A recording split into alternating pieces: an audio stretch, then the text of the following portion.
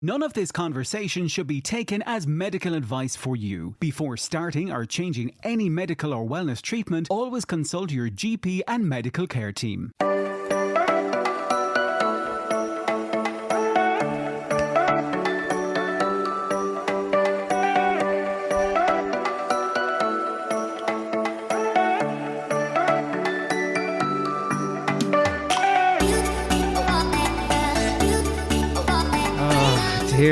Dear. Deep breaths, Paddy, deep breaths. It'll all be okay in the end. Oh, Belinda, it is one of those days for me. Okay. I need to go and do some breath work or something today. Bit of meditation, Paddy. Bit of meditation. Stay away from my phone. Yeah. He says as he looks at his phone. Put it down. It's making me angry today. Belinda, how are things? Good. Absolutely murdered with things to do. Going on holidays tomorrow. Woo! And absolutely up the walls today. But it's all good. We're here. We're going on holidays. Where are you going? We're going to Turkey. We're going for 2 weeks into a 5-star hotel that's all inclusive. And I tell you one thing, Paddy, I've worked hard for it. My God. It's been a lot. Where's my invite? Well, I did. Well, no, I didn't actually. No, you didn't. No. No, I forgot to send it. Yeah. So you're leaving me in Leitrim. Yep. While you go to Turkey. Unlucky. Well, I'll go to the local mart. That'll be the equivalent of the Grand Bazaar. The Grand Bazaar. That's what I cannot wait for. Yeah. I've been there about 4 or 5 times already, but they were all girly holidays. I never got to Ephesus. I never got to any of those really beautiful places. So we've got a lot to pack in this holiday. Yeah. So yeah. What part of Turkey did you been up? Did you say what part of Turkey you're going to? Sorry. Kushadasi, just outside. Yeah. I haven't been there. Not in the middle of it. I've been to Istanbul and I've been to Gaziantep. Izmir? No, Gaziantep and Istanbul. Cool. The week that lockdown came in, we literally got home on the plane the day that lockdown came in. So we did. That first speech, yeah. Wow. That day. Oh, God. Before it was right then. So anyway, we don't talk about those times anymore. No, I just want to say. My head feels... What have I been up to? My head feels like I have 9 million Google Chrome tabs open. Yeah. That's how I'm feeling. What have I been up to? So the last podcast that went out was recorded quite a while ago because that was episode 1 of season 2 when we met down in Limerick. In the hotel, that's right. Yeah. Yeah, so feels like a year ago. It does feel ages ago. So since then, what has happened? All the stuff we spoke about in that has since happened. Well, nearly all, in terms of the TV documentary was on. The Late Show, had that happened? I can't remember. The podcast with Alan Clark has been out. Yeah. Your podcast that you were on will be out. When did you say? Tomorrow, which is the 3rd. So it'll be out by the time this comes out, yes. Yeah. So your podcast on the plus side. I'll share the hell out of it. Yeah. So, and I'm with Dr. Mick Crotty on the Plus Sides podcast as well. So lovely stuff. Yeah. I don't know. Belinda's just like holding up her phone to me. Oh, it's my InBody scan that I got done this morning. It's my 3rd one. Yes. It's my 3rd one since I joined the gym. So is that showing you the difference since your last scan or since the very first one? First, second, 3rd. Okay. And what is that telling us, so? It's not giving me the date of the first one, unfortunately. Okay. Oh, is it? Would that be the 23rd or the 12th? It would is that actually, yeah. Is that a screenshot, is it? Yeah. It is. There, and I'll send it over to you. And it is. And since I started it, I was going to send it to you, Paddy, first, so I know I'm reading it correctly. There you go. So since the first, I think I've lost like 4 kg. So it's saying that, so you had your first one in December when you started in the gym. So you started, was Christmas week, the week before Christmas you started in the gym, wasn't it? Yeah, the 14th.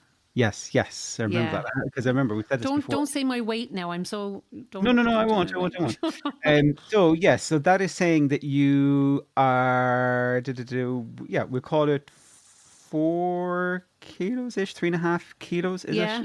Yeah. Yeah. Three We'll and a say half 4 for the kilos. crack. I would say four, which is over half a stone Yeah. down since December. And Paddy, I hadn't lost anything And hardly for for so long. Yeah. so long. It's saying your muscle mass is gone up 1.5 kilos. It dipped a little bit from the last one, but I wouldn't be overly Yeah. concerned with that That's what she said. because your weight went down as well. So that's important. And Yeah. your body fat percentage has gone down just shy of 5%. 5. Yeah. Isn't that Since brilliant? that is amazing, Belinda. Yeah, this is the best kind of statistics I've ever had been able to reference how far I've come in my journey. It's brilliant. I'm delighted with it. Yeah, I've been working hard at the gym though, Paddy, and Pilates and Yeah. walking and stuff. So yeah, Have they your age wrong? Have you down as 48? Is that not meant to be? I'll kill you. No, I thought it was 50. No, 48. All right, okay. I'm going to be. Sure, we're near the same birthdays. What am I going to Yeah, be? you're only a 50, few days before me. 50 Yeah. this month. 50 this month. 49. Fuck. Excuse my language. That's you have me confused. I have you confused. Yeah, I know. Oh, it's Well- fine. I know. Oh, deep breath, deep breath. Yeah. But yeah, the other stuff that has been that's brilliant, Belinda. Yeah, You thank should be you, thank so you. proud of that. I'm Like, delighted now, yeah. so some people will be like, "Oh, half a stone in like say 3 months. Is that really a lot or whatever?" It's like, It's but you need to huge. understand is where you are in your journey and how long you've been stuck. Long. And the bigger part of this is what we call the recomposition, that you're building muscle and you're reducing your body fat, which is like, that is the That's golden the bliss nugget. point. Yeah. Yeah. Yeah. Yeah. Which is just, but I love the shower curtain. Love Thanks. the shower curtain. You're welcome. Yeah. So do you want to you didn't have this for our last podcast. Do you want to explain? Now, we're not recording a video for this one. It is just an audio podcast, but what's the crack? My office is on the landing of the house, and I have so much crap behind me on the landing that I couldn't figure out how am I going to mask all this stuff. So I got a extension pole. Is that an extension pole, and put a clear shower curtain with kind of pebbles on it behind me, and it's perfect. Perfect. I will have to upgrade my life though soon. You know. Yeah. It'll be No, fine. it's beautiful. It's beautiful. Yeah. Thanks. Thanks. I currently have a virtual background on because this room always. is, oh God, when this room is tidy, I'll take it off. Which will be never. It'll have to be, because my sister's coming to stay when I go on holidays to mind the cat. And this will be the room. I've two different people coming to stay in my house at different times. Yeah. Yeah. Because it looks like a mix between a charity shop, PC World, and Unpost. That is what this room currently looks like at the moment. So it's a wonderful combination of things. Yeah. The other kind of thing that has kind of been happening is, obviously I've been in the last podcast, I gave an update that I had just started back on Mounjaro after surgery, and I had taken 2.5 and a 5, and I think I just taken a 7.5. I think literally that day or the day before, something like that. So where I am now is I am on 12.5. So I am. Okay. How long are you doing that now? 2 weeks would it be?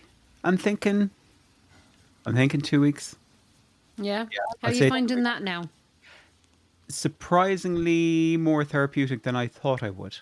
Oh, So good. yeah, so the 7.5, I got a therapeutic response for a few days, similar-ish to the 5, but not the full what you would normally. And again, I'm not talking about full suppression. I'm talking about the therapeutic response kind of from it, of which suppression is one thing, but it's the other bits and pieces that go with it too. The 10 worked well, actually. Yeah, so it did for like. Got a full week out of it, and then the second week it was definitely that weekend And then the 12.5, I was surprised. So yeah, so I'm going to stick with 12.5 for another week again and kind of see how that goes. Yeah, well, try and stay on it, I suppose, as long as you can. Well, that's thing. Look, we'll Yeah. see how it goes. Because before, as I've said, like 12.5 didn't really do a huge amount for me, like in terms of therapeutic response. So, yeah, be interesting to see. But no, I'm happy out. Yeah. And the thing is, we talked before how during like pre-surgery or that kind of period of time, I regained like 14, 15 pounds in like 2-3 weeks, like very Easy. quickly. I am back down now at the weight that I was pre-surgery. So that is Fab, your £100 loss. so Brilliant. well I'm at 95. Okay. So I still have like I was at 95 pre-surgery, so I'm like £5 now away from that 100. Okay. So just, do you know the date that you stopped the medication and to now? How long exactly is that? Just to give people a rough idea. So Your yes, surgery, what date was your surgery? I actually have the exact dates. The last time I Of was course you this do. It's on a fucking spreadsheet. And Don't you- Paddy pulls out his spreadsheet. Don't you be mocking my spreadsheet. I'm not, mate. I think it's brilliant. So it was the last time that I was this weight that I am today was the 30th of January. 30th of So it's almost 2 months. Oh, okay. That's really good. That's So good. that 2 months factors in my month or a bit, whatever it was, off That my you treatment. weren't- The Starting point again and titrating up. ramp up and that, yeah. So in and around Yeah. 8, 8 9, weeks. 8, yeah, this weight. So it'll be a little bit longer since I had taken my dose pre-surgery. But yeah, anyway, so I am very happy with that. Very, very happy. Yeah, brilliant. And it Brilliant. means kind of that I am back on that road now to, okay, I'm back where I was. Let's keep going now to see, yeah, how does... Yeah, exactly. Yeah. When will I hit that 100? Like, imagine if, like, this could be a bit unrealistic now because my birthday is in like 2 weeks or 2 and a bit weeks. Yeah. Imagine if I hit £100 loss for my birthday. You're going to work so hard. Oh my, like that would be. Do it now. We'll all be cheering you on, Paddy. You can absolutely do it. I know you can. You can. Well, You can like- put your mind to anything. Well, like I'll put in the effort. It's up to how the body responds, but I will put in the effort. And look at it. If I don't, I don't. But just that would be phenomenal. I know. Just remember to keep your body fueled because that's the only way it'll work for you. Yeah. I am. No, I'm definitely like trying to prioritize my protein again. We know the stuff we talk about. Prioritize my protein. Yeah, my all the fibre as time. well. I have some nice steaks out now, sitting at room temperature for a little hour before I cook them and stuff like that. Sounds like Sean is cooking steak downstairs. Actually, what time is it? 10 to 2. Yeah, I know it smells lush. Well, I can't smell it, but I'll imagine. I know. So this week's podcast, one of the things, you know, I say throughout season 2 that is really important to us is community stories and getting to connect with people. And as part of that, we have a wonderful story that we're about to go to now. Donna is going to join us, and I hope that you enjoy this chat. So one of the things that is really important to us in season 2 of The Dose is getting to connect with our community. And whilst we were on a break, not the friend style break, Belinda, but we were on a break. It was actually the week that we met up. We got an email through to hello@thedose.ie. And we actually read it over breakfast when we met up that day. And instantly both of us were like, oh my God, I would love to speak to this person more. So I'm going to read out some of the letter that we got. I'm a former bariatric patient, but unsuccessful and still fighting my weight. 14 years ago, I had a gastric band fitted. I had my band fitted in a private clinic in Dublin and paid €7,500 at the time. I fooled myself into happiness. Truth was, I was miserable. I tried to join a weight loss group. I was honest about my band and that I needed support, and I was told no, I couldn't join having had bariatric surgery. I was embarrassed and felt like a cheat. I ultimately lost 3 stone through no other means than starvation. I put 1 stone on in 5 months, and the shame of having to have my wedding dress let out. I hate that my 23-year-old self thought I needed to lose weight so badly I had to torture myself like that. But we've all been there in one way or another. I hope my next step will be getting the band out one day and being free of the weight loss struggle for good. That's only some of the letter that we got. And the person that wrote that is Donna, who is joining us this week on the podcast. And Donna, if I could reach through the screen and just give you a big, massive hug, I wish I could. Thank you so much for putting those words to paper, to email, and sending it in to us. Both myself and Belinda were just like, my God, we have to talk to you. Yeah, so soon as. Touching. Yeah. So Donna, do you want to take us back to the moment when you decided to get a gastric band at 23? Like, what was going through your mind and like your heart at that time? It seems like a lifetime ago. I mean, 14 years ago is a long time ago. And even in regards to weight loss, I think the world has changed so much in 14, 15 years. I've always struggled with my weight, probably from, I wouldn't say childhood, probably from puberty. I started to gain weight in my teens. And when I look back now, like, I wouldn't have been obese, but to me it was a lot of weight for an teenage girl. And then I'm one of 5, so I have 3 younger sisters and a younger brother. And my sisters never struggled with their weight. So I think I felt it a lot more. And then I had my daughter in my early 20s, and pregnancy brought a lot of change for my body. And I think in hindsight, I probably jumped into something more serious than I thought at the time. I don't think a lot of people knew about bariatric surgery. I know from trying to look online for relating to people and trying to figure out what exactly was involved, because I wouldn't have been someone who would have done something without thinking about it. Yeah, and you do mention that you were following a lot of American YouTubers. I suppose you were looking for some kind of relatability there. Yeah, and also to see like what's the long-term possibility with something like that, because nowadays we can see people that are months or years into their journey, while we didn't have access to that. And the doctors are telling you that it's medically safe, the band is lifelong, durability in your body and stuff. But realistically, as someone who's carrying weight and wants that weight gone, I want to know, what are the chances of it staying off me? How long might it take to lose it? And what are the life changes that come with it? And you want that from a person who's experienced it. We all kind of want to relate to a lived experience. And were you asking those questions at that time? And were you getting answers for them? I just found the answers and the information I was given was very medical based, and nobody in the clinic had the surgery.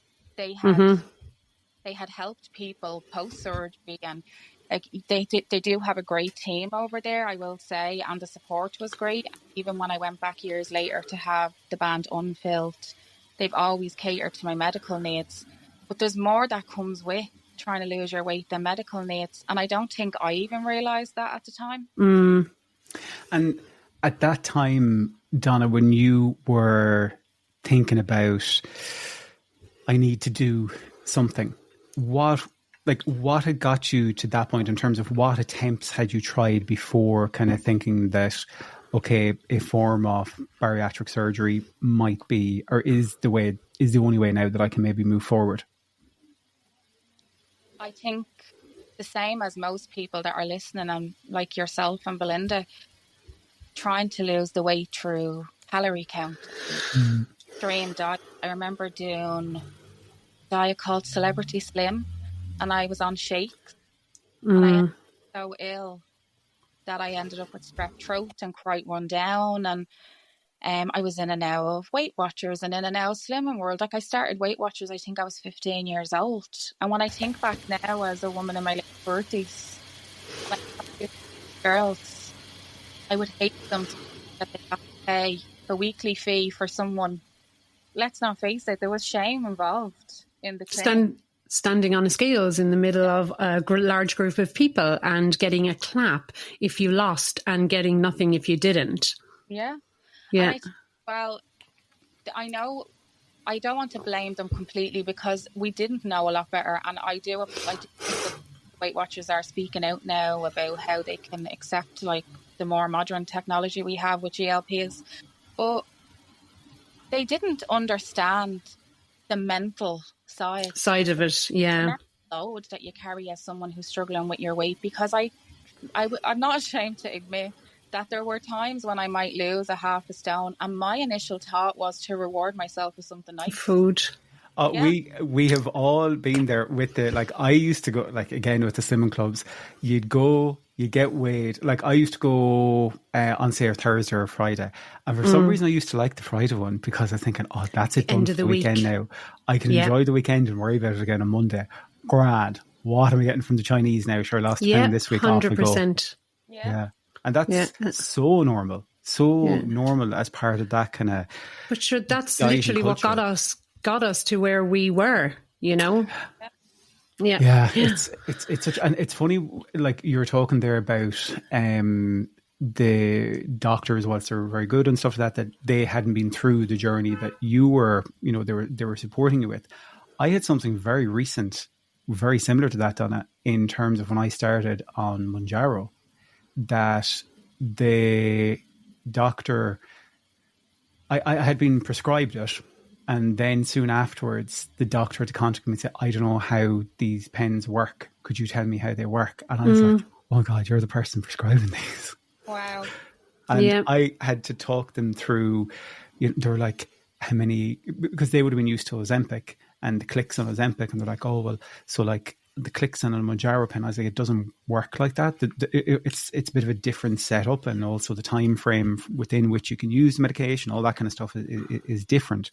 Yeah. But I did have moments where I was like, how is it that the doctor's asking the patient about how it goes? How this works? Like, I just find that's going to become so commonplace now because it has been prescribed in Ireland. So, you know, not a lot of doctors know about it, you know, unfortunately. Yeah. So, Donna, like you would have said to us as well that you kind of fooled yourself into happiness. Can you talk to us a little bit about the disconnect between how people saw you on the outside and how you felt on the inside when you talk about you were fooling yourself into happiness? I thought that was interesting because I think I've probably done that as well. I think when I had my surgery, I really pinned all my on that this was going to solve my issue and this was going to make me happy. I have gained 4 to 5 stone since having my daughter, and I knew that we were hoping to get married in a couple of years and that everything was just going to be solved by losing the weight. That's how I felt. And I didn't even think that it would be an ongoing battle to keep the weight off. I thought once the weight is gone, it'll be gone. It'll never be a problem in my life again. You'll be fixed. Yeah. And I thought that as much as some probably professionals possibly thought that as well. I believed that. And I was very open about my surgery. I never felt pain. I always used it as a way to educate other people. I had other people in my life that suffered with their weight, friends and family members, and they were all really intrigued by it because they knew no one that had it. So I always spoke really open about it. But I think within that first year, I realised the weight wasn't magically falling off me. I was having to learn a different way of life, which was very, very difficult. Probably harder than going to the weight loss clinics, to be honest with you. I suppose because you were on your own as well. Yeah, I was on my own. I don't think I 100% knew what I was getting myself into. In hindsight, looking back on it, I probably believed that I shouldn't have been allowed to have it at 23. I think you should be older to have surgeries like that. And I actually have a family member who's in her early 20s who's had a different procedure and has successfully lost a lot of weight and is very happy. So I know there's an argument for both sides there. But I don't believe I should have had that so young. Yeah, and it's interesting because, again, if we think of where things are today, that's a whole conversation that's happening in multiple spaces now about like the treatment of obesity within children and like the new treatments that are available, and should they be available to children as well, like they are in America and stuff like that. As young as 12, yeah. Yeah, like I've sat and thought about this so much, and I think we've touched on it the odd time before, Belinda, but like I do think if 12-year-old Paddy was told, you know, there's an injection you can take once a week. Or 12-year-old Paddy's mum. Yeah, like mum is an interesting one, because even still now, mum might be like, the injections. Are they safe? Yeah, even still. And like, even after all the talking to do about it and telling her mum, I've been with the endocrinologist, I've been with the doctor, I've been, like, you know, there is still that bit of... Yeah. But like 12-year-old Paddy, I think, if I had thought that there was a way out to stop the bullying because of my weight, because of that kind of shame I felt because of my weight, that kind of the horror of going buying clothes in my early teens, I probably would have jumped at it, you know? I would have. Yeah. My mum would have for me as well. Yeah, but it does bring up that kind of, I guess, kind of moral or ethical thing of, I guess, when's the right time to make a call on what treatment might be right for a person, and the same with the surgery, like when is the right time. And you know, I think that's going to be an evolving thing as well. But when you started telling people that you were about the surgery and stuff like that, Donna, was everyone supportive? Was there a healthy curiosity? Was there anyone that was like, huh, what? Any kind of negative responses? I think a bit of everything. The majority of people were probably curious, inquisitive, and didn't put their judgments on me. Friends and family members were supportive. The people that mattered.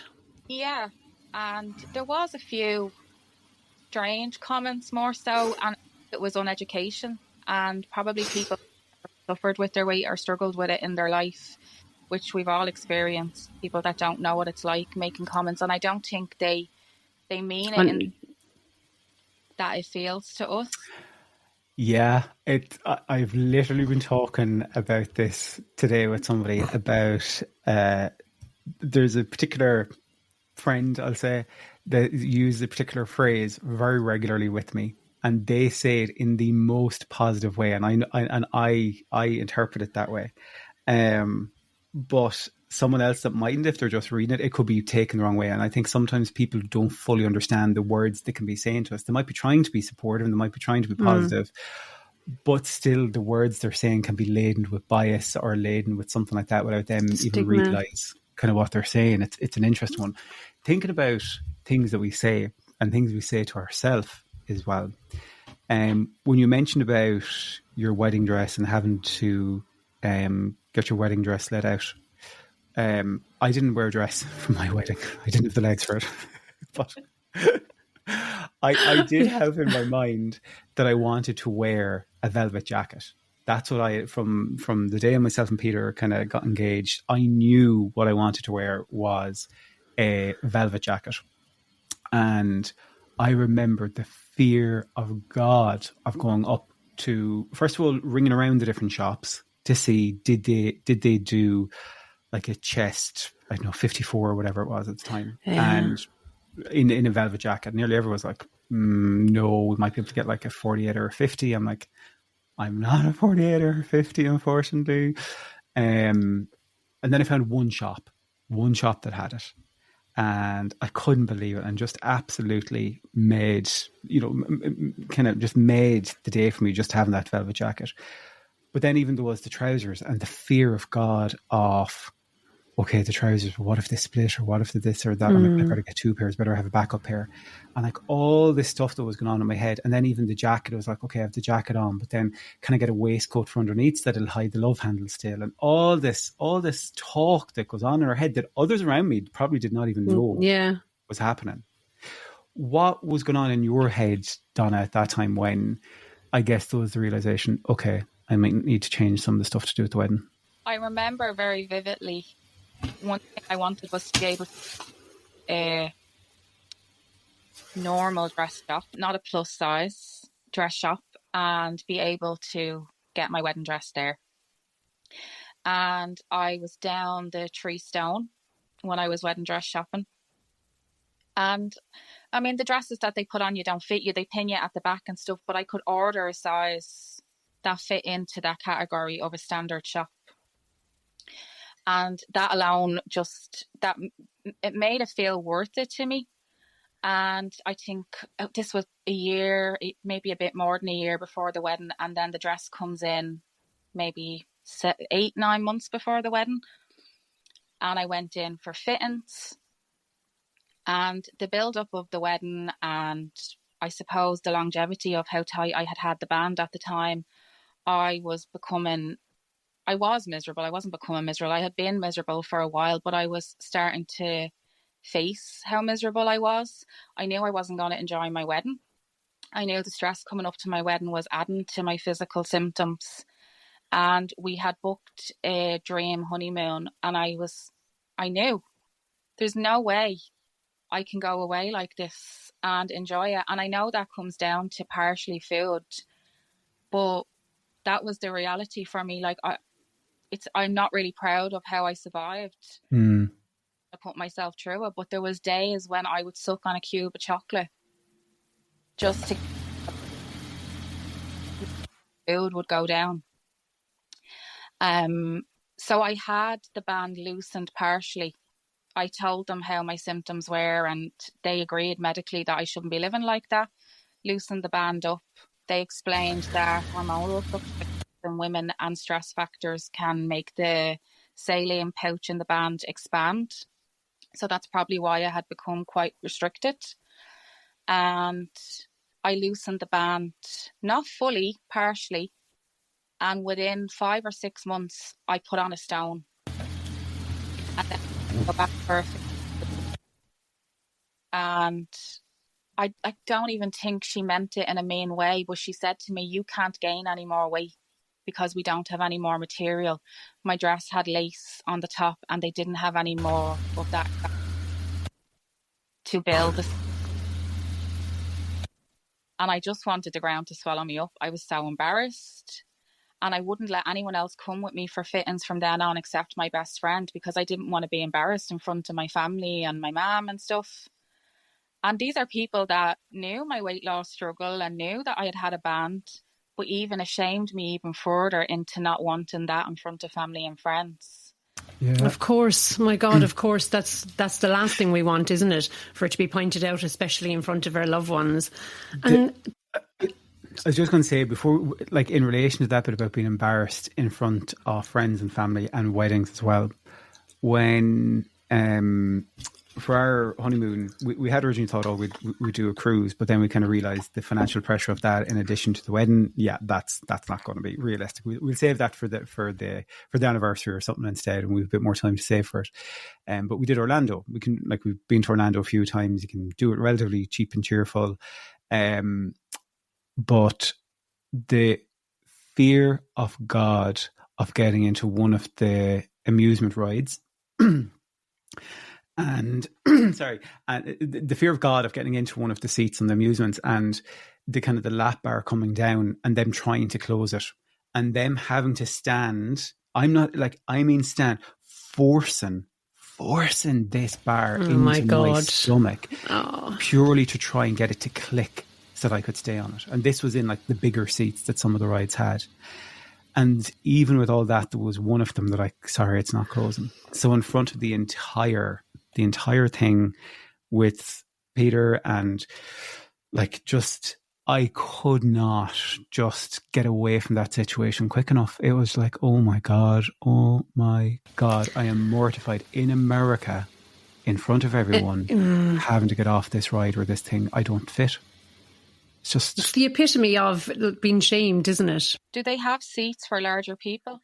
Yeah, so they have on some of in Universal Studios. That's where I normally go in Orlando, and some of the rides they have slightly larger seats or slightly different safety restraints. Not on them all, but on some of them they do. So we are going back to Orlando this October. And I'm really hoping that this time round, I'm not going to have that worry of, am I going to fit? Now, what I'd say You'll be fine. I know, I'm hoping, but like there's some of them that even just if you're very tall, it can be a struggle because your knees are hitting against the thing in front. So it can be things like that. And not just your weight, in fairness. But again, like I'm quite broad.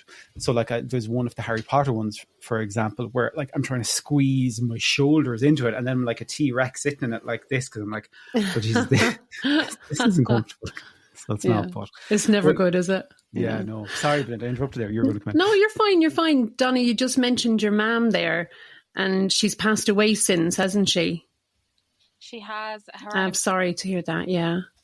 Her anniversary was on Tuesday. She was 5 years gone on Tuesday. My mum passed away the week we got hit with COVID and lockdown. And I think that trauma and the experience of it in that week, I always remember Leo Varadkar on the news announcing that the place had been shut down, and my mum was due to be laid out the next morning. And the funeral directors called us that the whole thing was not allowed to go through. And so, oh my God. Yeah, of course. And that's what I was just, and that's what I was just going to get to, that like emotionally how you were managing, was food still at that point your coping mechanism for all of that stress as well? Yeah, I had this, I don't know whether it was a real thing or not. I know looking back on some of the documentaries, the Oprah documentary that I watched recently, and they speak about our body has a set point and our body defends that set point. I always found that I had this higher weight, that when I didn't watch what I was eating, my body seemed to go to that weight really, really rapidly. But I assumed that I was never going to go past that weight, that was my high weight. And when I got to that weight, I need to kind of get back on the bandwagon and shift the weight a little bit. And that time when my son was 10 months old and my mum passed away, and we were all locked in our houses for months on end. Yeah. I gained another 2 stone on top of that highest weight. And I don't think I really realised how far it had gone. And I know a lot of people gained a bit of weight through COVID. Life changed for a lot of us, but it was a new low for me to get to that weight. And I wasn't mentally in a place to do a lot about it. But I knew I couldn't keep going where I was, or I had moved into obese category 2. And that was shocking for me to hear. I know I don't hold a huge amount in BMI.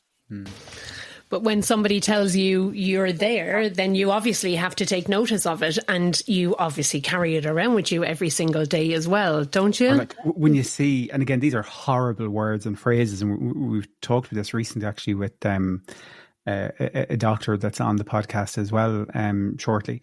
But like the wording of even like morbidly obese, it's like such horrible terminology that is used. But again, during those years of lockdown, like everyone talked about, like, you know, the kind of the COVID kilos and the stuff like that they were gaining.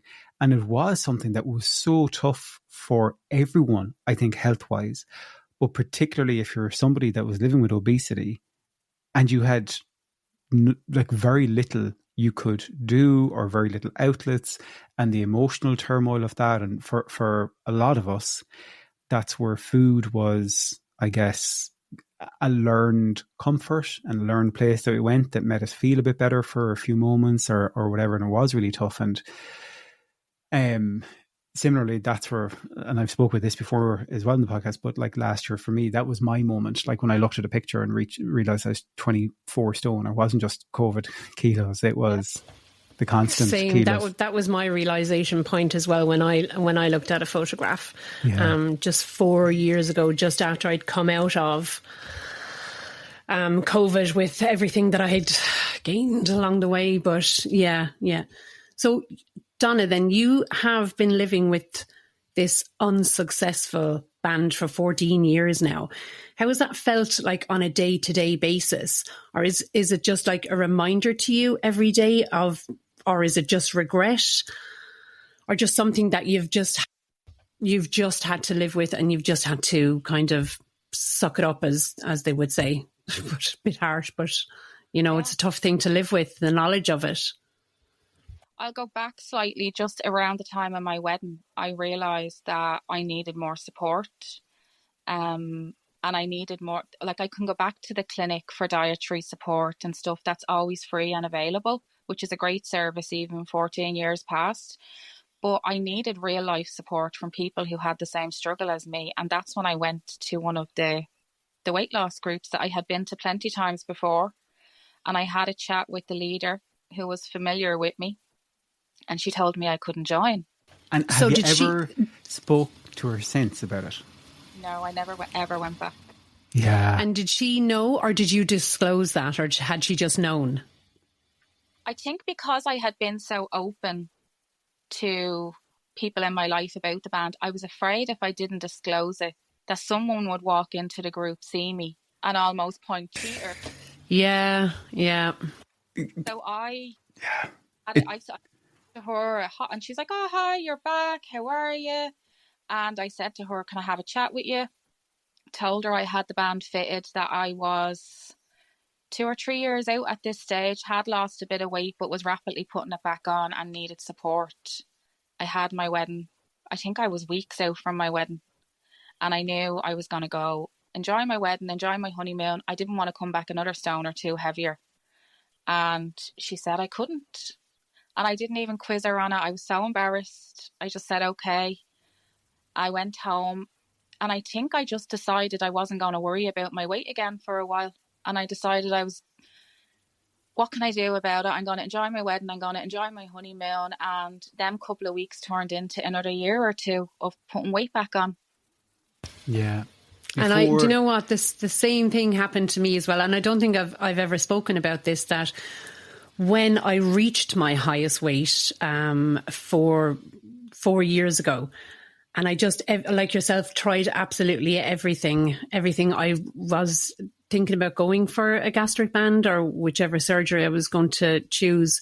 But when I chose not to go for the surgery, I just kind of gave up, and I just thought to myself, this is it. And you're going to either have to live with it or do something extremely drastic. And by that time, my self-esteem, my mental health was in the bin. Absolutely nobody around me knew that, because that's not how I presented ever. But yeah, it's a tough thing to carry with you when you think to yourself, this is just it now, Yeah. That, like, I and myself and Belinda have had very different experiences, I think, of, like, say, slimming groups and stuff like that. But for, I'm going to say maybe 3-ish weeks, 2 to 3, I can't remember, at the start, when I decided kind of last May, before I knew that I was going to end up on a medicated journey, when I saw that picture from Orlando, and I was just like, oh my God, I need to do something again. And I loved when you said the welcome back, Donna, because it's like, oh yeah, it's almost like a cycle in those rooms a lot of times of, you'll go, you might lose some weight, you leave, you come back, and it's just a cycle over the years that so many people are in.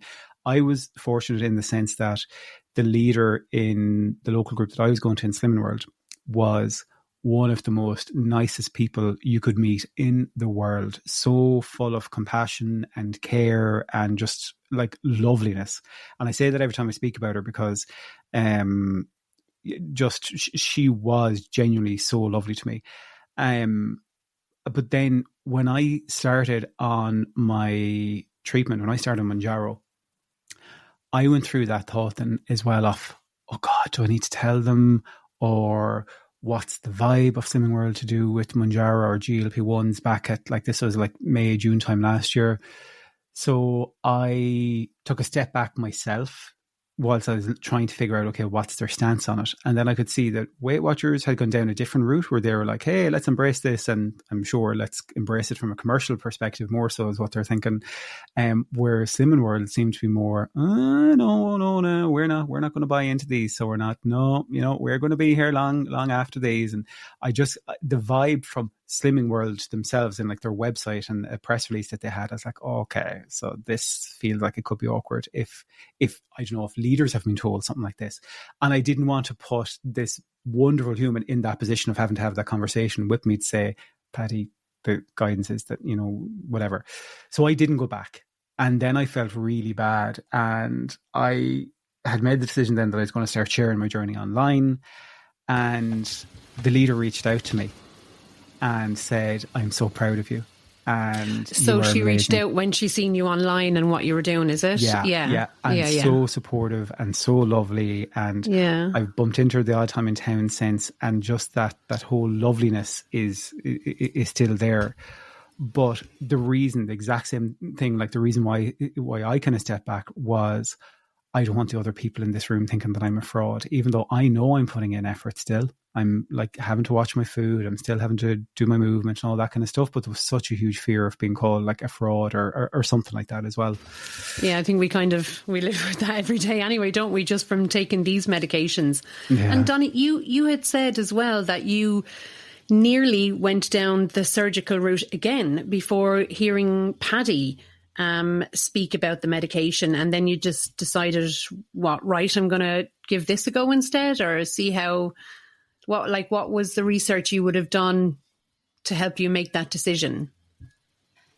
So 2019 I had one, and when they recommend if you have a band and you are pregnant to have it completely unfilled. And when you're breastfeeding, you don't have any fill in it until you're 6 months or post breastfeeding. And I had it unfilled. So when you have it in, you still have a very, very small amount of restriction in. I couldn't eat like a really crusty piece of bread or really stodgy potatoes or something.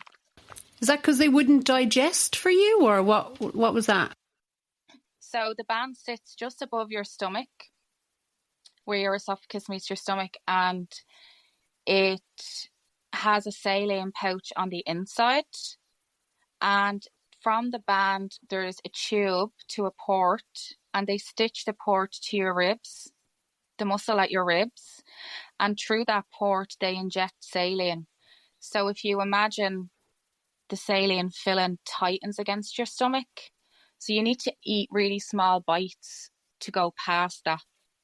When they unfill it, it takes more pressure off that, allowing your food to go down normally. So I was back to being able to eat normal. I was having a great time.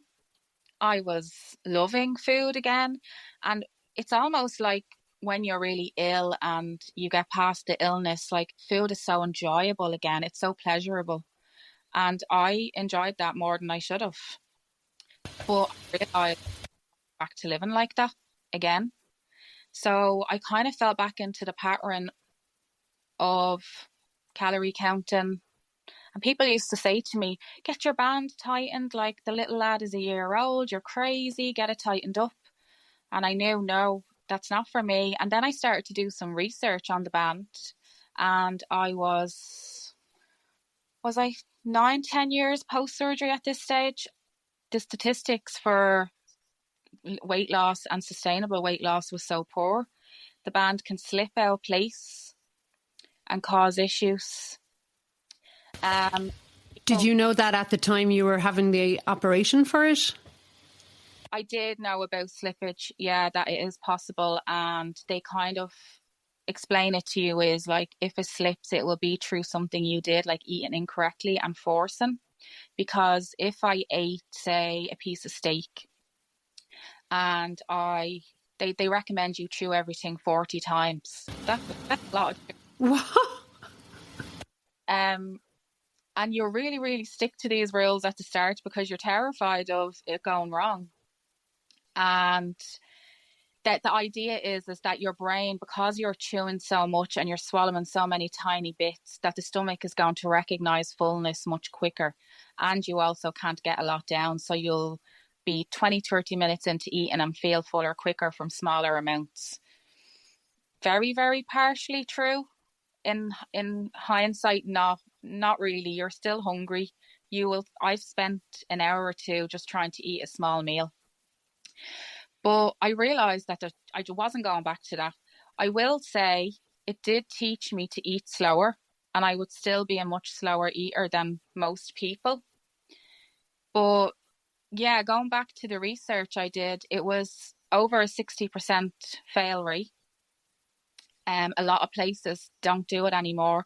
I do stand corrected. I said in my email that the clinic I went to don't do it anymore. They do actually still do it, because I thought I better be correct in what I'm saying. They do still do it, but the price is now 10 to 12,000. And I just think it's crazy that people are saying, but they're not given the statistics of the failure rate that come with the surgery. And that's a really high statistic. Yeah. Yeah, it is. Yeah. So you can have a lap band, or you can have the balloon with a lower BMI. So people that aren't in the higher obese category are opting for this because they're not yet large enough to avail of the sleeve or the bypass. And that's where I was. My BMI wasn't over 40, so I couldn't have one of what was deemed the more serious surgeries. And I am so thankful that I didn't, because I would have had that surgery to never have to battle this again. When you're talking there about not being the 40 BMI and stuff like that, this is bringing me back to summer 2010, when, again, I was on Slim World at that time, and I found out that we'd been accepted to go and film The Biggest Loser. And I don't know if we've said this before, actually, publicly, but anyway. And I was like, oh, well, I'm stopping Slimming World, because, like, I don't want to keep losing weight if I'm going to go on the TV show. I need to have weight to lose on this TV show, like. And sure, if anything, I can eat what I want now. And sure, geez, even if I put on a bit of weight. That was a free pass for you. Yeah, I would have done the same thing, I think. Yeah. Totally. I was like, sure, geez, if I put on a bit of weight beforehand, sure, that could end up being a good thing for the TV show. Like, it's crazy. It is crazy, the things we tell ourselves. The way our mind works. And I think as well, it always goes back to that innate thing about the addiction to food, and the quietening of anxiety, and the comfort that we get from it as well. Even myself being on this medication for over 2.5 years now, I know that is still all there. Every single bit of it is all there. I know that I have learned so much on this journey. I have spent over 2.5 years educating myself about nutrition, about movement, about all of the things. So I guess going back to what Belinda was saying, you were looking through the research, you're looking at the kind of the different options. Obviously there was surgery there. Was there any other alternatives you had looked at this time as well, Donna? I think post having my son and realising that I wasn't going to fill the band again, I would have happily had it removed at that stage. I decided I regretted what I did, but I'm also, I am aware that I wouldn't be where I was if I didn't have it done. And I could potentially have gotten a lot bigger and had a lot more struggles. So I'm not regretful in like the choices I made. I'm just regretful that we didn't know more then, and I didn't have more tools, and I didn't have maybe a better way to use the tool. I don't know, because I just feel like there's a whole lot more education we have now. We know better, so we can do better now. I didn't know better, and I couldn't do better. And such a good way of looking at it, though, because it's true, Donna. It's true, you know. And what does your support network look like now? It's very small, to be honest. I don't view being on a GLP as a secret. I'm not a secret jabber, but I haven't shared it with a lot of people. There's probably only 4 or 5 people in my life that know. And that's probably more so because I just don't need any more opinions. And I've learned through different weight loss journeys in the last 20 odd years, people are waiting for you to fail. They are. And some of them people might say they love you, and they possibly do love you, but they're also relishing in your failure. Because I had friends that were happy I got fat again. But this what I was going to say as well. It is gas, the amount of people that are It's saying... so true. Yeah, that like say at the moment to me, oh no, you wouldn't want to be losing any more. And it's like, why do you not want me to be healthier? It's like, Yeah. I'm still over but that's not what they're 17 looking at. They're not thinking about your health, Paddy. I know. When they say that, you know. And also, as well, the thing I don't understand about this medication amongst all the other medications that are out there in the world, like if I'm taking medication for if I had cholesterol or high blood pressure, I don't go home and think the first thing to think of goes, oh my God, how am I going to tell people about this? Like and it's because bias and it's because of stigma that when we take these medications, we feel, oh God, we better tell people what we're doing or how are people going to react to it. And basically at the end of the day, it's none of their goddamn business. It's nobody's business. Do you know what I mean? As long as you have your doctor, your partner, your husband, your mom, your dad, or the people closest to you that love you and you genuinely know that they are there to support you, then you're away for slates. You're living your best life. Not everyone has to know everything all the time, you know? And it annoys me. I wouldn't have guessed. And Donna, so you touched on there, you're on, is it Mounjaro you're on at the moment, isn't it? I am. So to fill in the gap there on after I realised I made the decision I'm not having the band filled again, I embraced being bigger for a while. I made sure that I dressed well. I never really wallowed in my weight. I always carried myself well. I was the bigger friend. And it wasn't until I had, when my mum passed away and my weight jumped up 2 stone past it had ever been. And me and my husband decided we were going to watch our calories and get out walking. We had more time during COVID because life was so slow for everyone. And he dropped 10 kg like that. He puts on weight quick enough, but he can drop it so quick. And I was struggling to get 2 kg off. And I was back to the same, this isn't fair. And my go-to was comforting myself with food again. And I was just like, what? How can I break this cycle? And it's going to be a battle forever. I can't do this forever, but I also don't want to live in this body. I was scared I got bigger than I thought I could ever guess. So how big could I really get? Because I had a tendency to ignore it for months on end, not look at the weighing scales. I celebrated everything in life with food. I celebrated sadness with food, celebrated love and happiness with food, everything. Food comforted me in everything. And I then started to consider the sleeve, the bypass. I wasn't sure which one. And I think I toyed with the idea for a good year. My husband was never keen on the surgery, me having it done. And I wouldn't say I base my opinion solely on what he thinks, because I do see the difference in how we lose weight now, and he doesn't fully understand how hard it is to lose it. But I wouldn't want to go into it unsupported. So we always kind of talked about it on and off. And then I realised how much access to more options were online. I wasn't really a big TikTok person at the time, but having 2 teenage daughters soon introduced me to TikTok. And then I seen Paddy. I don't know which video it was. It was one of your videos I came across. And I knew about Ozempic. I had a friend who had done Ozempic. And it was, I think, maybe 2 years ago. And it was really hard to get. So she was going months where she couldn't get it. And then she could get it. And I was like, oh, I don't really want to be doing that. And then I read up more on Mounjaro, and I spent a couple of weeks late last year before Christmas researching. Didn't even tell my husband I was looking into it, because I can already see his face going, oh, what next? And then I decided that I was going to give healthy eating 1 month in January. I was going to count my calories. He was going to do it with me again because he had put on a little bit more weight, and the same thing happened again. He dropped 5 or 6 kg in January. I lost 1 kg. And I said, no, I've done it now. I know for certain that this is a really, really difficult battle for my body. I don't know what it is. I don't know why my body doesn't shift the weight like his does. And I ordered it. I actually did a consult with another place first. And then I looked into my BMI.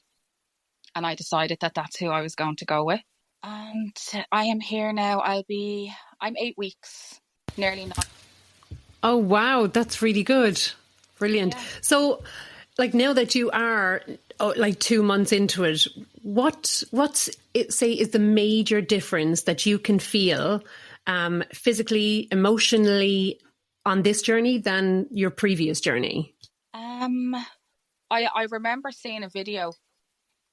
I don't know whether it was on TikTok, somewhere online, because I really researched every aspect of the internet that I could. Even I had my gallbladder out years ago, so I was iffy about the concern there with gallbladder issues and pancreatitis, and I think that scares a lot of people onto trying this. So I had done the medical research there, and I have to say, Paddy, from your videos, I wasn't going to disclose to my GP that I was doing this, because I had the preconceived idea that she was a slim woman who didn't know what weight struggles were, and she was going to tell me no. But your videos encouraged me to go have a conversation with her in January, and she was so supportive. She did a full blood panel on me to make sure I was healthy before I started this. And she is only on the other end of the phone if I ever have any other questions. She's very honest with me that she doesn't know what it's like to struggle with her weight, and she's never had to do anything like this, but she has a lot of patients from different walks of life on Ozempic, on Mounjaro, and how she thinks it would change my life. Another factor last year was my mum died of a heart defect, and I'm coming to an age now where I need to be checked for that. And I have put off for 5 years getting checked for that because I know they're going to tell me my weight is an issue. And I don't want that put on me. But I need to have the check. So when I expressed that to her, she was very supportive in telling me, I think you're doing the right thing. I think you're being very proactive with your health. And she has patients on maintenance doses of this. And they are 3-4 years out on Ozempic users who are very happy and successful. And to have that support, I didn't realise how much I wanted that support. Or how much you needed it, Donna, as well. You know, it's so brilliant because I am a huge advocate of people telling their doctors. Their doctor. And look, at that can be an awkward conversation depending on a doctor's stance. But I think from a health perspective, it's so important, if ever anything was to go wrong, that your doctor at least has a full overview of what treatments you are on. And that's why I am a huge advocate of it. And it's one of the reasons, like when I was looking for where would I go, myself, like this isn't an ad or anything like that, but like I'm with my BMI as well, and I actually really like the fact that like I really like the fact that they inform your doctor, and like that was important to me, knowing that okay, this is, and you know, there's other services out there that will inform your doctor too, but it's an ethical step that I think, and a lot of people can be afraid of that, but I'm delighted to hear that was like a step that you took to have that chat with your doctor. And also, Donna, you had a really, really good experience with your doctor as well. That's not always the case. In fact, more often than not, it's not the case. Yeah, it is shifting though. I mean, it is now because it's available to be prescribed, and they feel that they need to kind of move along with the times, which is fantastic. Yeah, like we did, or I did a survey thing on Instagram there, asking people if they have discussed their treatment or the concerns or stuff like that with their doctor. Has it been a positive or a negative experience? And I think it was 61% of people said that it was positive. So it's tipping. It definitely would not have been that last summer. I know it wouldn't. Yeah, it wouldn't have been. But it is coming up. That's great. Yeah, that's great. Still a huge amount of room to go. Like, I mean, 4 out of 10 people that go to the doctor shouldn't have a negative experience for talking about their weight. You know. Yeah. But then if you have issues with weight and you do go to your doctor, and it's not about your weight, like 9 times out of 10, they're going to tell you, you know, lose some weight and it'll get better. Exactly. But it's my finger doctor. Yeah, if you lose some weight, you'll be fine. I know it's not funny, but that's just how it is, you know. Yeah, it is. It's almost like for some doctors, an easy card for them to throw at you before they even do any proper assessment and stuff like that. But I guess to bring it back to where we started, then, Donna, as well, about kind of 23-year-old you and the place that you're in at that point and where you were in your life at that point. I'd love to think, looking back now on all of the experiences that you've had, the challenges that you've had, the moments of joy, the moments of sadness that you've had along the way, what would Donna today say to that younger version of yourself that was in that place of feeling caught or struggling or trying to figure out a path forward? I think ultimately I would want her to know that she's so much more than her weight, but I'm not really sure how I would reassure her. I don't think we're there yet in a way where we can say, don't worry about your weight, because ultimately I'm still here nearly 20 years later and my weight is still an issue. And I think I'm learning now that it's an issue, like Belinda said, it's an issue that some people struggle with, like they struggle with other medical issues, and it's okay to need help with it. You don't need to fix yourself from it and be cured, which we didn't know back then.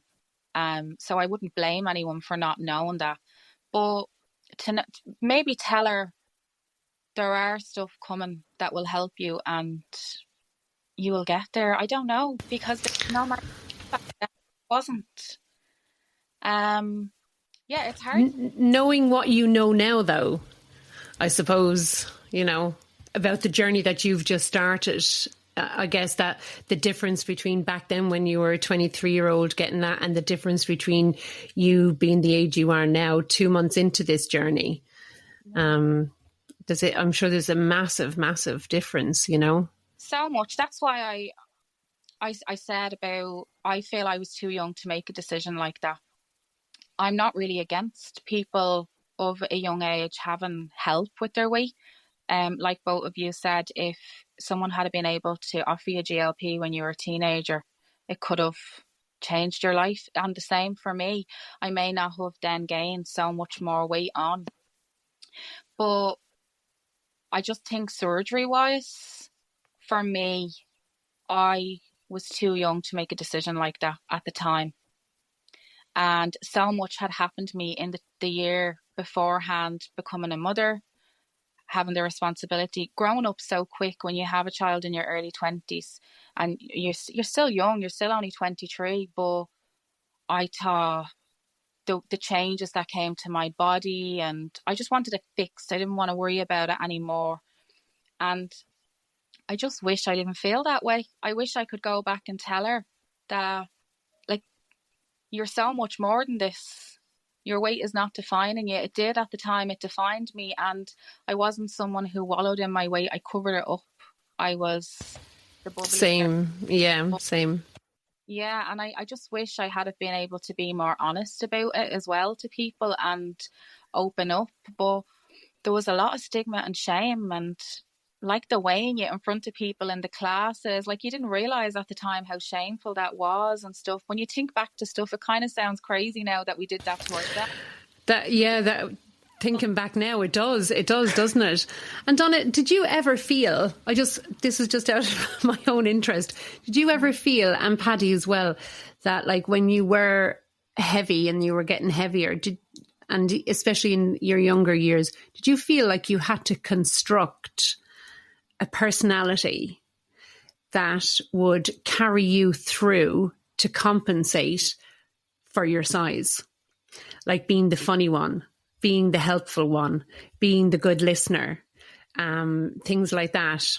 For me, I don't know whether it's something I constructed because I struggled with weight, but I always would have prided myself on being a really, really good friend.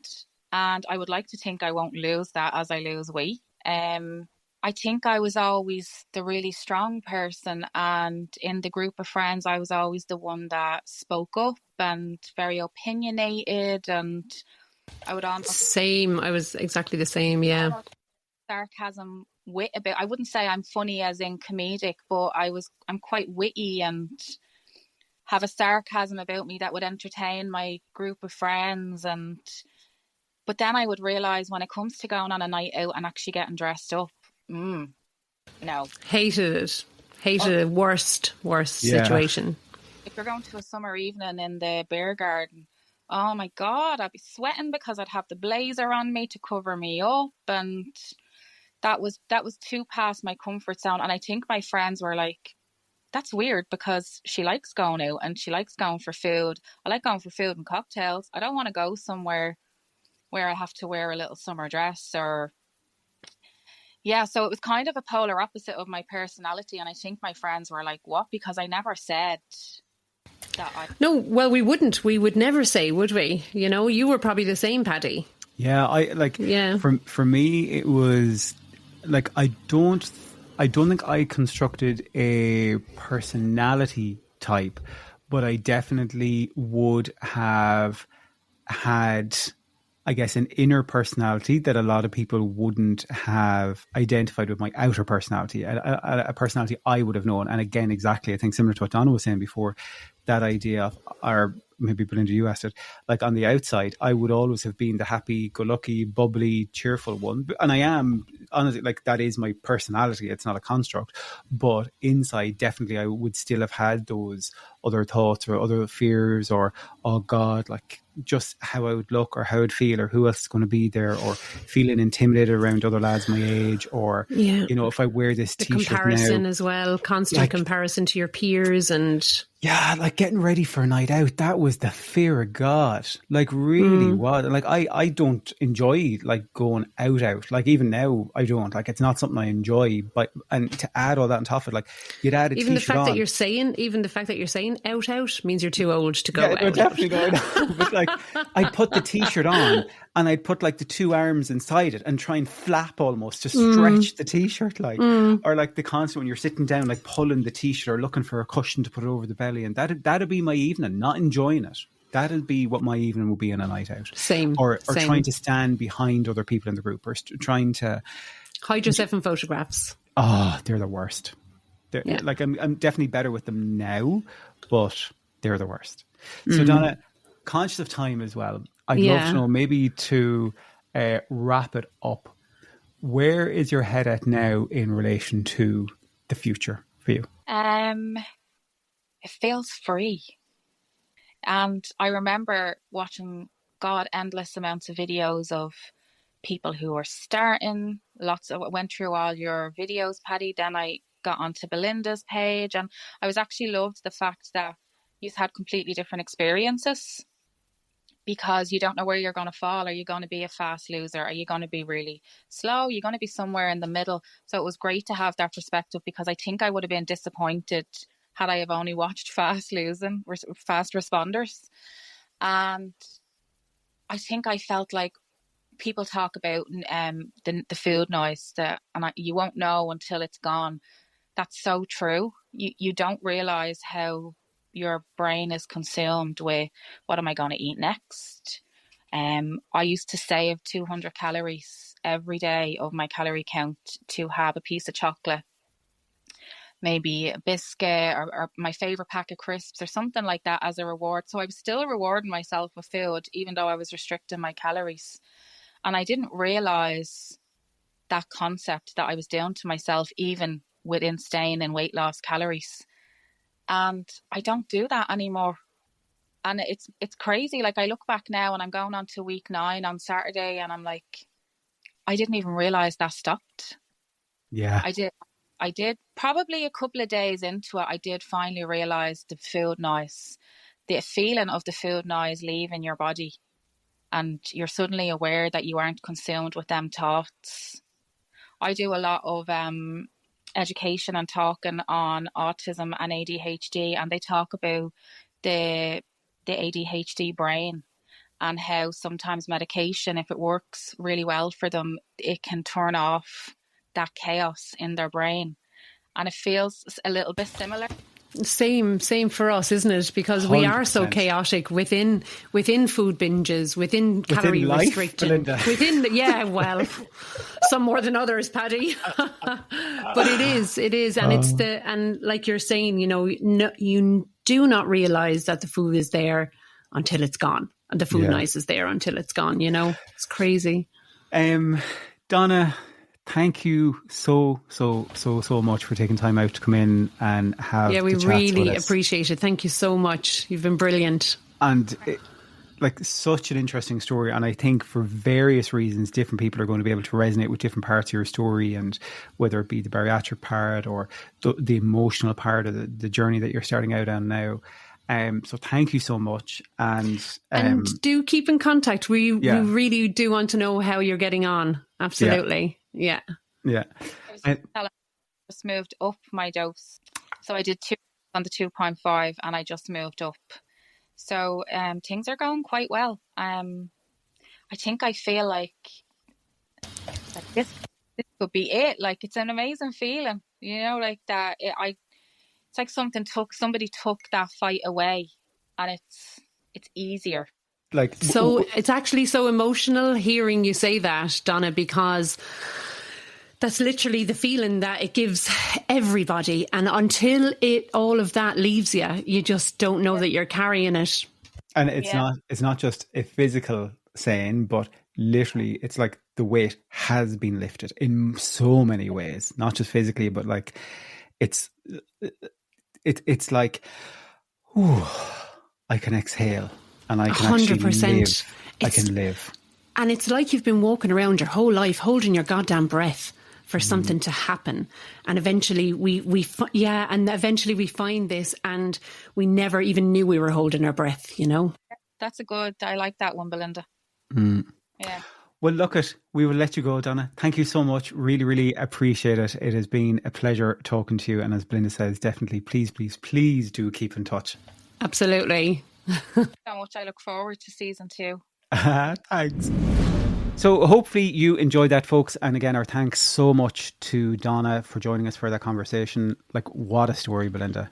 My goodness. It's unbelievable, isn't it? Yeah. And she was just so gracious as well with all of the information in her time. Yeah. So open and honest. And I think there's so many different parts to that story that will resonate with people, whether it's about so many different people. Exactly. Yeah. Whether it's people that are on or have been or thinking about the bariatric side of things, those feelings around the wedding time, kind of moving on to Mounjaro. There's so much. And her heartbreak as well, all of that, and how it all affects you, especially mentally and emotionally. People forget about that side of the journey as well.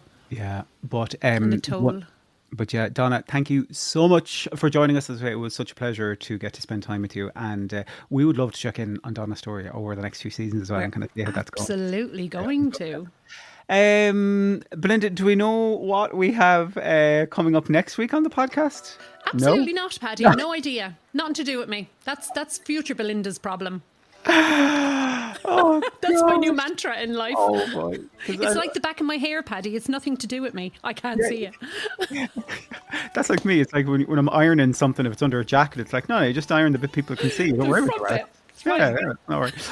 But anyway, folks, we hope you have enjoyed week 2. One thing I would love to ask you to do, okay? If you have enjoyed the podcast, please would you do a review on Apple Podcast, wherever you're listening. You can go in, do a little review. It would really, really help us. Tell your friends about it. Share it. It means a huge amount to us because we do put a lot of effort into it. So if you like it, tell everybody. If you don't, tell us. Yeah, if you don't like it, just I don't know, email yourself and have a little chat with yourself. Yeah.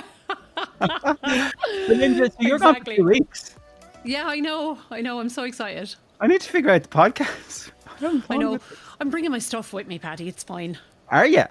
Yeah, absolutely. I'm. This isn't work. It's not hard work, and I get so much from doing this as well. It's the same as my subscribers and all the girls I talk to on Instagram all the time. All of that helps me just as much as it helps everyone else. Like yourself. Yeah.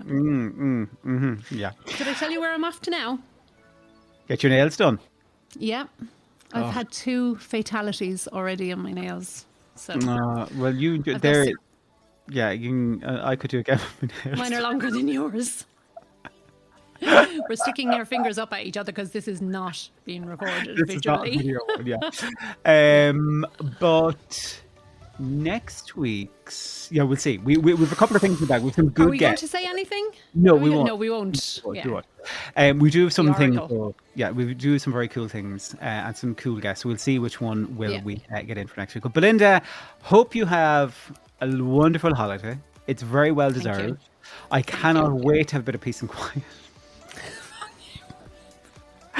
My WhatsApp won't know what's hit. It'll be like, Jesus, it hasn't pinged in 5 minutes. Yeah. I swear I talk to you more than I talk to Peter. It's awful. Don't tell anyone that, but I feel the same. It's terrible. Okay, Belinda. Thing is, all the shit we talk about, they wouldn't respond to us. Yeah, I know. Yeah. Okay.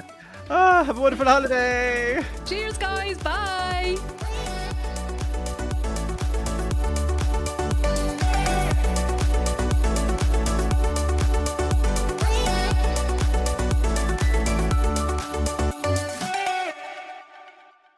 None of this conversation should be taken as medical advice for you. Before starting or changing any medical or wellness treatment, always consult your GP and medical care team.